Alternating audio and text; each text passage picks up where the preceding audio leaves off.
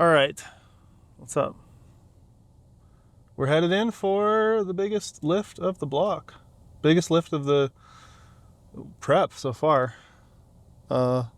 We're 36, I believe, days out. 37 days out, sorry. And that is kind of terrifying. So I feel like last week when I went in, I was like, oh, I don't know what I'm doing today. I guess we'll figure it out when we get there. And then once I got there, I was like, oh shit, this is going to be heavy. But today I've had all of the appropriate time to like get a little anxious about it. So that's good. I think I get a lot of questions of people being like, how do you overcome the mental barrier of like loading something heavy or like taking a PR? Or, you know what I mean? Like, how do you conquer that anxiety or nervousness? And I think like you don't really, you know what I mean? Like I don't think you ever get to a point where you're like, oh, it's just a PR. I've never been able to do this before. We'll just load it up. No big deal. So I don't think the goal should be necessarily to like get over it or not feel those feelings. I think the goal should be to like, how do you deal with those feelings? Right? So I think like the root of the question is maybe a little bit off. Instead of being like, how do I make myself immune to feeling anxiety or nervousness about it? I think it's more useful to think about how do we utilize that instead of it being a hindrance. And I think, I don't know, I've said this before about a lot of different things, but if you're not nervous before a competition, if you don't have any anxiety like heading into a meet, it's probably because like, I don't know, maybe you're just hitting a QT and you're gonna just take openers and call it a day, or you don't care, right? Like if you care and it matters, you're gonna be a little anxious, you're gonna be a little worried about it. And that's normal, that's helpful, right? You can use that like anxiety and use those nerves, provided, you know, you're a lifter who can feed off of that stuff. And if you're not that lifter, then the trick is not to not feel those things, but to try to like quell that when it comes time, right? Just breathe through it, try to get calm and, you know, put yourself back in the headspace that you usually are in training. And the only way to figure out which of those lifters you are and what you need to do is exposure therapy, baby. You just do it.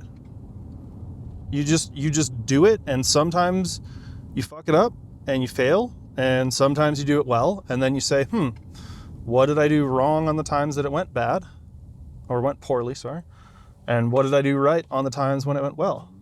And then you try to cut the stuff that made it go poorly and double down on the stuff that made it go well. There you go. Just crack the entire secret of life wide open right there. You just do shit. Sometimes it goes well, sometimes it goes poorly, and then you learn from it. Imagine.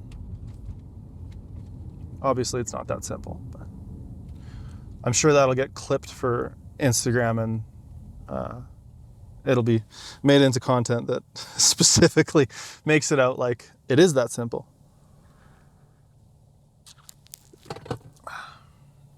I'm also feeling fatigued, baby. I'm achy, I'm sore, my joints hurt. But that's a good thing. Which I don't think people realize, right? Like, fatigue and being able to perform are not mutually exclusive. And I think this was a mistake probably less lifters and coaches make now, but that many lifters and coaches... Okay, there's a whole turning lane, but go off. What was I talking about? Yeah, anyways. So I think a lot of lifters and coaches for a long time, you know, made that mistake that like having fatigue meant there was no performance, right? Sure, if fatigue is high enough, yes, performance will be down. It will mask performance. Yes, I'm not denying that's a thing. But if you look at your average lifter, and I'm assuming some things here, we'll set up this scenario and this sort of framework that I tend to program for lifters, wherein you're repeating a week, you're repeating that stimulus, and you get to like a peak condition in week 4 or 5 or whatever, right? I think that's pretty common. In that week, oh, that guy's doing a little dance there. Sorry. In that week 4 or 5, right, when you're in that peak condition, you're probably kind of feeling smashed, right? You're probably feeling kind of like how I feel right now. But you go in and you also probably hit the heaviest, best looking lifts of the block. So the mistake that I'm talking about, in a very circuitous way, is over tapering, right? I think a lot of coaches would be like, oh, well, we have to like take a week off, right? Or like, we do like one session. We're very scared of doing too much work during the taper. But I think more often than not, that leads to like over tapering and underperforming because you're undertrained. And instead of that, if we think about the fact that you have this huge performance in week 4 or 5, get off your phone, man. Man, driving is distracting today. I'm a distracted vlogger. God.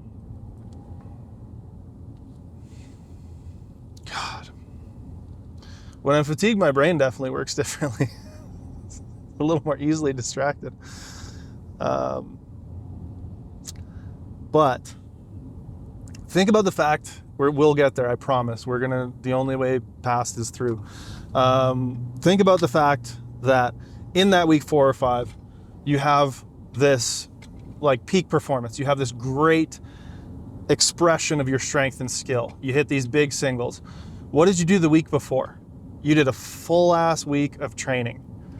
You hit all your reps, you hit all your sets, you trained with intensity, you did volume, and then you still came in the next week, and inside of all those conditions and with all of that fatigue, you had a crazy big performance. So what does that tell us? That tells us that, you probably need less of a taper than you think you do.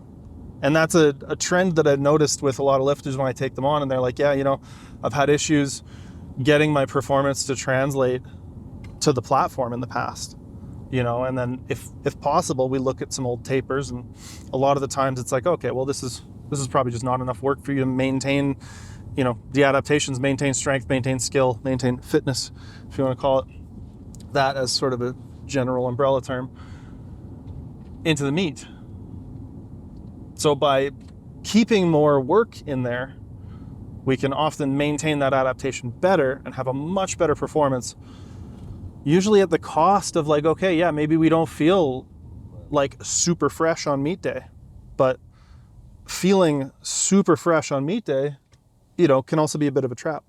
I've definitely had meets, and I talked about this at length going into Westerns last year in Moose Jaw. My bench and my squat felt like the best they had in months warming up, right? Like my last warm up was like flying. It was so comfortable. And then as soon as I got weight on the bar, it was just like a ton of bricks, and I just got stapled by it. And I think that was because I pulled back a little further from what was prescribed for my taper, because I thought that was the play. So yeah, I think that's one of the ways we can sort of differentiate, right? Is like, if we're feeling super fresh and light weights are moving really snappy, but then as soon as we get anything heavy on the bar, it just feels like ass, then, we're probably over tapered. We're probably over recovered and under trained. So in a roundabout way, 15 and a half minutes later, being fatigued and feeling fatigued going into a big heavy session doesn't mean that you should be like afraid of the session or thinking or expecting that you're not going to perform. I mean, if anything, it maybe means the opposite. Okay, like this is week 5. I know that I peak big on week 5. I know that I tend to have big performances on week 5. And obviously, if I trained hard enough through the block, I'm probably feeling pretty fatigued by week 5 as well. So going into this session a little creaky, feeling like, oh yeah, you know, my back, my hips, my legs, and my crack, you know, shoulders, elbows, everything kind of feeling a little clunky, a little junky.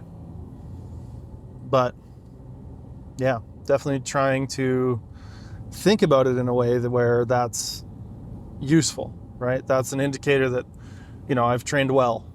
And if I look at last week's lifts, I think I'm in a friggin' good spot. You know what I mean?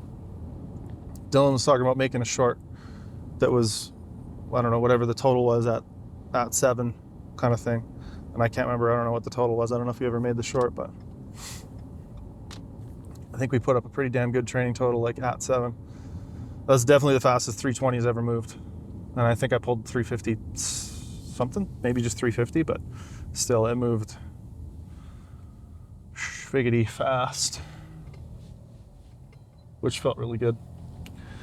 So hoping today that, you know, bench is there.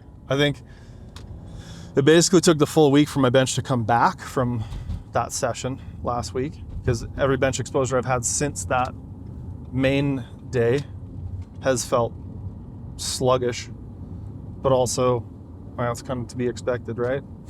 Especially with the frequency I'm pushing at 10s and stuff. I guess one of the sessions I had in there was a tempo bench day, and I went up 5 kilos and still felt like I undershot.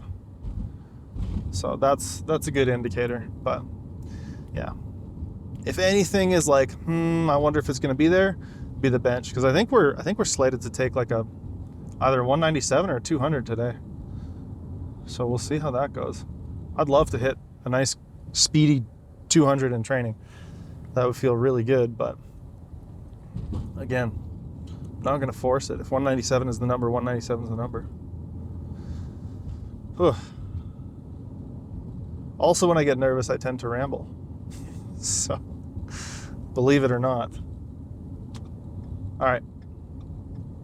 We're going to call it there. We're very close to the gym here. I'm going to shut her down and try to get a little mentally prepared for this session.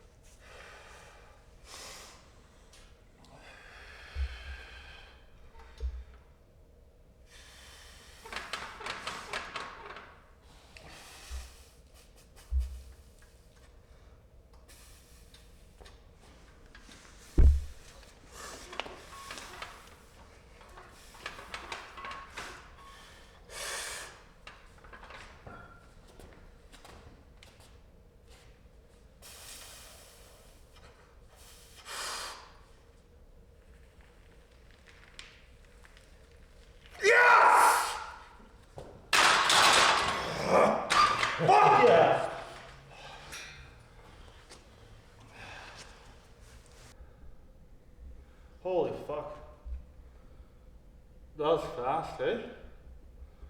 Whew. God damn. It didn't feel that fast.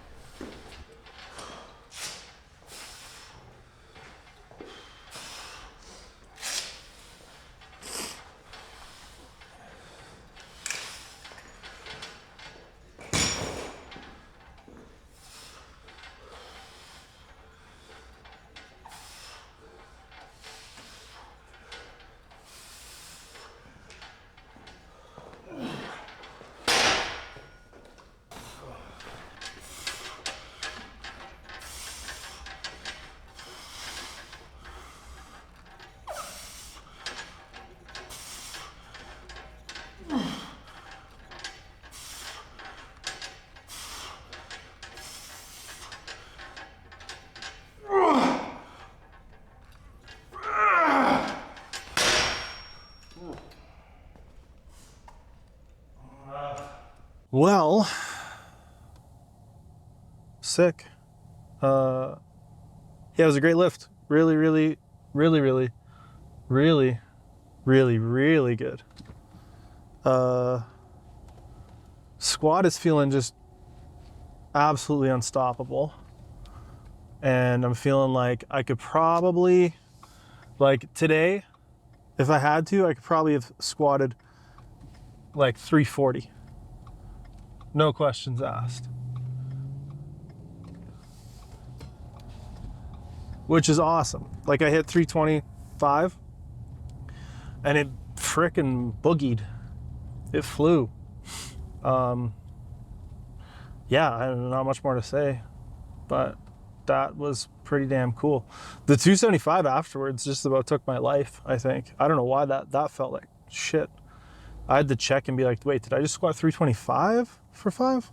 Did I forget to take a plate off? But no, it was just 275. So yeah, definitely like feeling some of the fatigue, but again, strength was there. Like I'm feeling fatigued but strong. Bench 195 moved really well. Pauses were short today. I need to work on that. And my 197, I just totally dickered the press. Like just dicked it. It was not good. I think my left side just like came out and I started just boop, like pressing it the wrong way. And it was one of those things where like I could tell right away as soon as it started going the wrong way, I was like, oh man, like I had time to be like, ugh, that's annoying. But at no point was I worried like, oh, this isn't gonna go. Because it didn't feel like it was, too heavy or like I wasn't strong enough. I just could tell that I really messed up the press. So obviously I need to do better with that.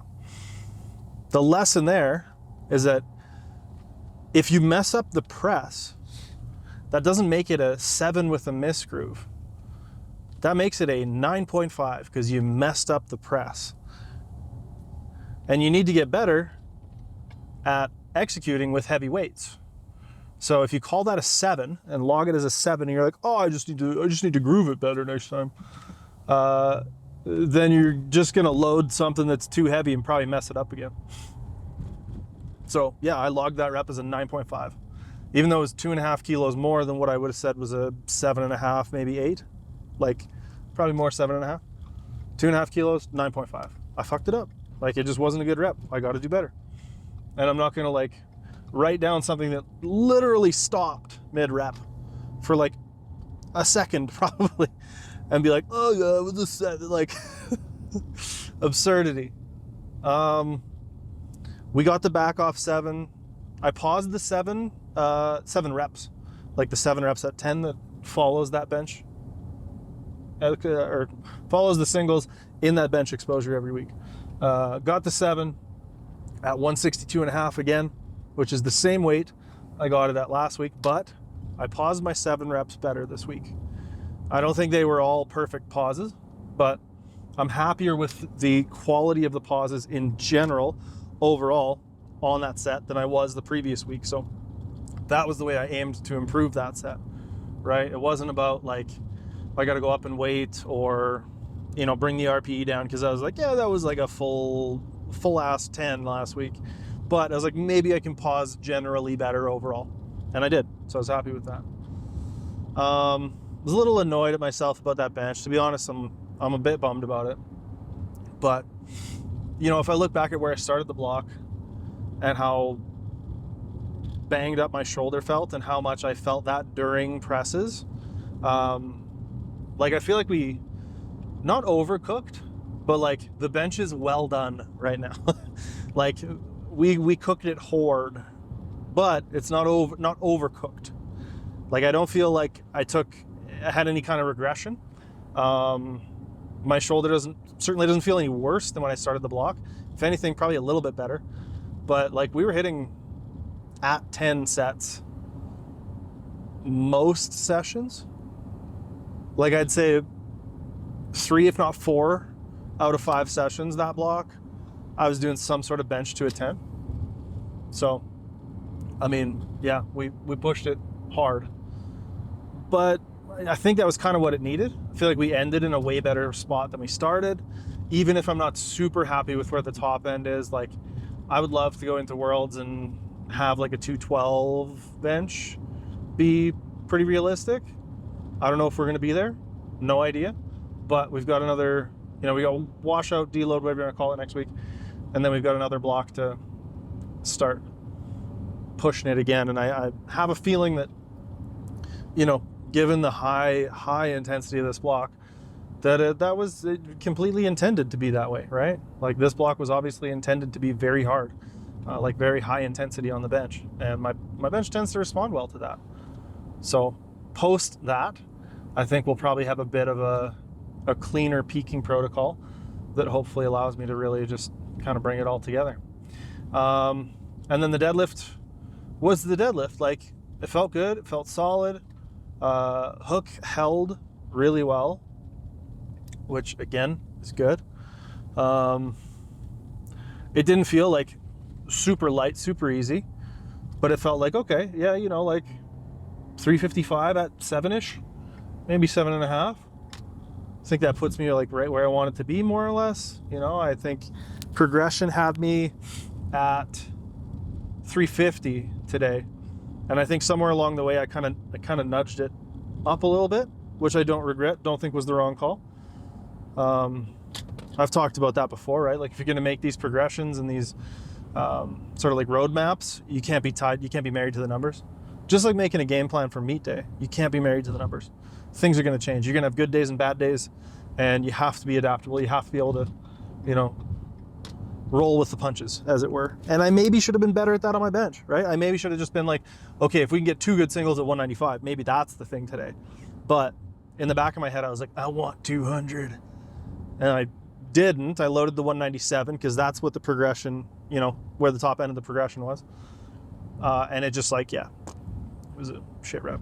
But now I feel like I've been hit by a cement truck and then sucked up somehow into the cement mixer and then kind of spun around back there for a bit and liquefied and then poured out into kind of like a Bryce shaped blob.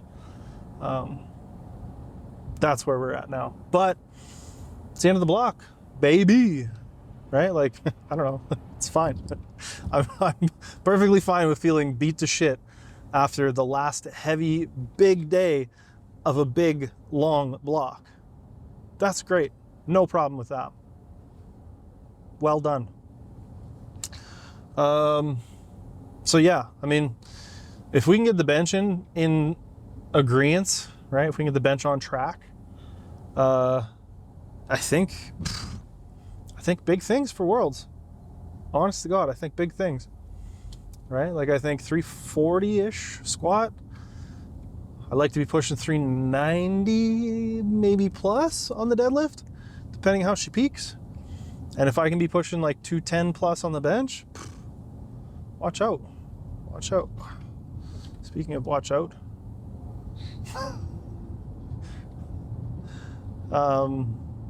Also a great Alexis on Fire album. But yeah, I've been like secretly, and I guess it's not so secretly if I'm just saying this to the void of the internet now, but like, I don't know, my best day, competitors' worst days, I don't know. I don't think it's crazy to think about more than just sneaking onto the podium. You know what I mean? I think we could be pushing for placement. I think we could be pushing for the championship. Fuck it, I'm just gonna say it. I think if I have my best day and some of my competitors slip up, I think it's entirely possible and not an impossibility to win. Now, do I think it's likely? Probably not.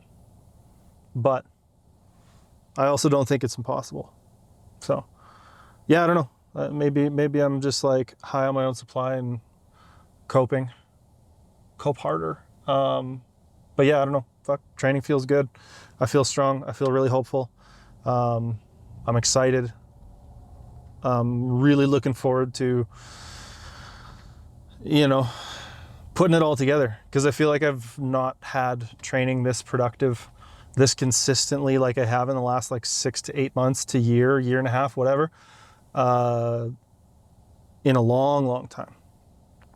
You know, like I dealt with that hip injury for so long, and then turned that around probably about the same time my knee got really bad, which was like 2022. And then got the knee kind of like back on track with Seth's help. I want to say like sort of late 2023, if my timeline is correct in my head, which it usually isn't. So I mean, I don't know. But, and like since then, I've just been stacking W's, you know what I mean? Like stacking good frickin' days, stacking good training, enjoying my training, vibing, you know, listening to music and just really enjoying myself. And that's been great. So I don't know. I just can't help but think like I've beaten a lot of lifters with like better training totals than me. You know what I mean?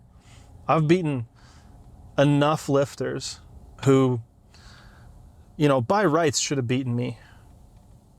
But, you know, I'm a game day lifter. I know how to make the calls. I got good coaches in my corner. And I don't know. Yeah. We'll see what happens. There's definitely lifters who are like stronger than me. I'll also just say that, right? Like Nojo and I mean like any of the guys in the top 5, right? Like they're all just crazy strong. But I've beaten people stronger than me.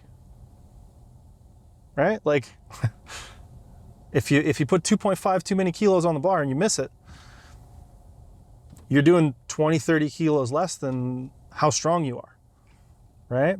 Now, at Worlds, I don't think as many of those people make as many of those mistakes, right? Like a lot of the lifters in the top 5 will have also very good coaching teams and, you know, be well prepared and have like some game day experience at least, you know what I mean? Like I have to give it to myself a little bit.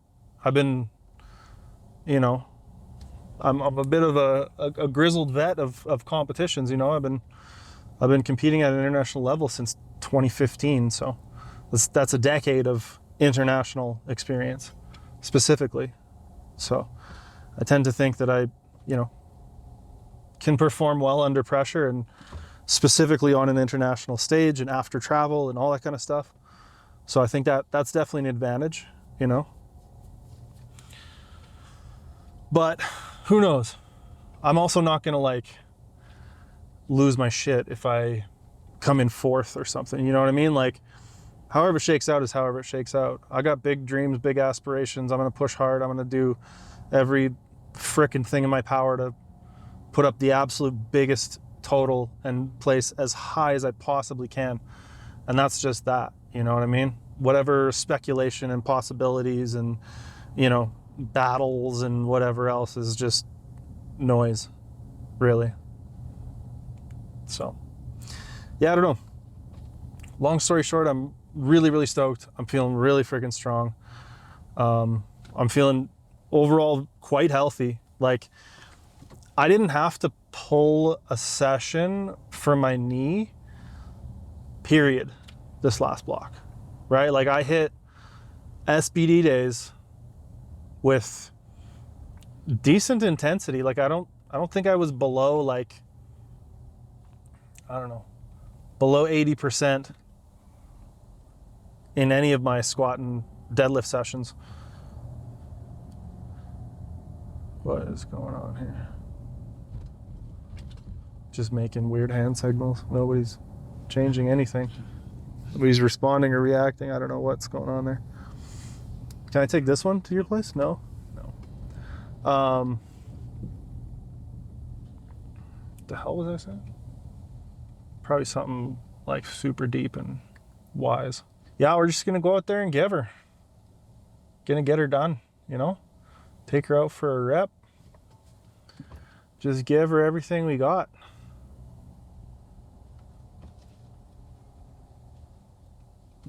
I don't know how many other ways to say it. I'm just excited. Anyways, yeah, we'll maybe have a vlog or two next week. I don't know. We'll see how things go with the washout and with all the content that we're doing on the main channel. We got our app anniversary, big sale coming up. We got a bunch of stuff on the main channel about that, but basically we got like 30% off the app for your lifetime. For the next, like, I don't know, it's like a week-long sale or something, but it's pretty exciting. So we got a lot of videos and reels and content coming out over the next little bit. Some about that, some about other stuff, but yeah, we've been making and creating lots of stuff, so it'll all be there. But that's all. Bye-bye for now.